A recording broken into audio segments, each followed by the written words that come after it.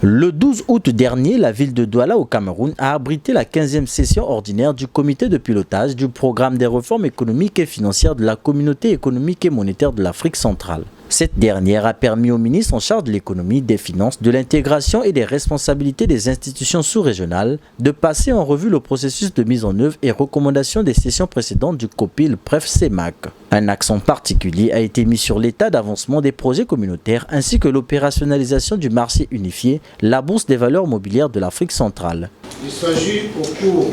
de cette session extraordinaire du Conseil des ministres de l'UAC, ni plus ni moins, que d'évaluer la situation macroéconomique dans la CEMAC en contexte de pandémie de la Covid-19 et proposer à nos plus hautes autorités qui ont convenu de se réunir en session extraordinaire le 18 de ce mois des mesures de relance. La pandémie de la Covid-19 et ses effets dévastateurs sur nos économies illustrent combien la CEMAC fait face à un dilemme de nature cornélienne, tiraillée qu'elle est entre l'impératif catégorique de sauver les vies humaines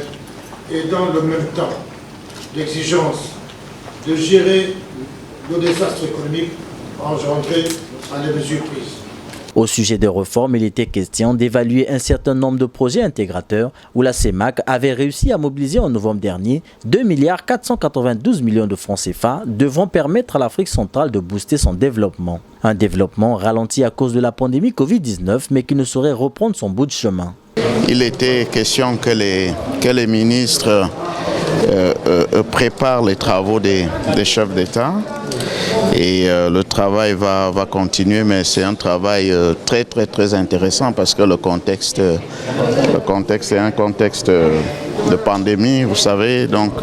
sûrement les chefs d'État vont aborder ces volets-là, comment relancer les économies de la sous-région en cette période particulièrement difficile. Nous aurons sûrement la chance d'avoir lors de ce sommet nos partenaires au développement. Nous les avons eu certains en visioconférence aujourd'hui pour qu'ils nous donnent eux aussi